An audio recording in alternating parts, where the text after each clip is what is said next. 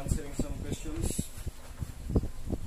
Number one, can we use our CO2 tank to fill with high pressure air using a PCP pump? So, number two, what adapters will be needed? And number three, is it safe and effective? Okay guys, roll video.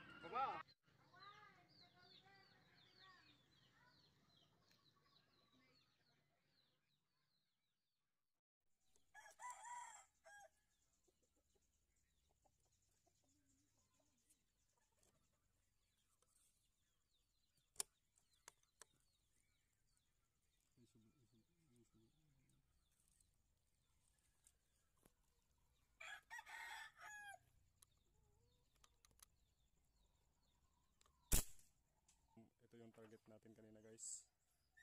Medyo kalat-kalat yung kanyang tama.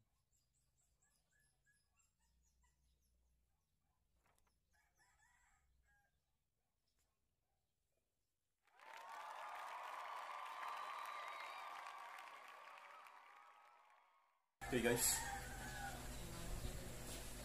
after ng ating ginawang test fire kanina na ginamitan natin ng high pressure air gamit itong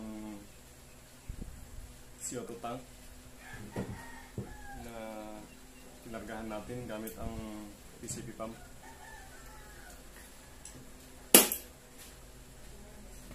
After 15 shots guys, may napansin tayong sumingaw dito sa ating CO2 airgun.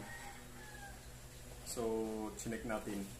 Buksan natin guys, dito natin nakita na may sumisingaw. So, nung binaklas natin yung ating CO2 airgun, nakita natin na yung sa release valve mismo ang nasira. So, sa tingin ko, sinira siya ng malakas na pressure.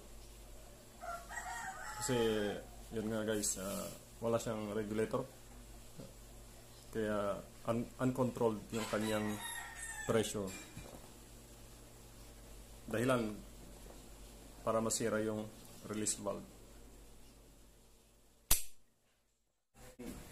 Okay guys, sa ating question number 3 kanina, na is it safe and effective?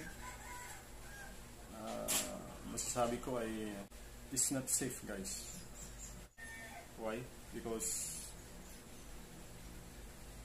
halimbawa, pag linagyan natin ito ng 1,500 PSI,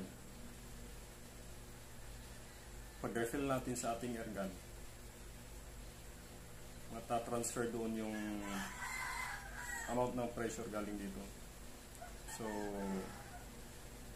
delikado para sa ating CO2 airgun. Kasi, first of all, wala siyang regulator para i-regulate yung pressure. So, at the end, nasisira yung valve gaya nung kanina na after nung firing natin ay may sumingaw. Okay? So, it is not as safe and effective as a real PCP airgun.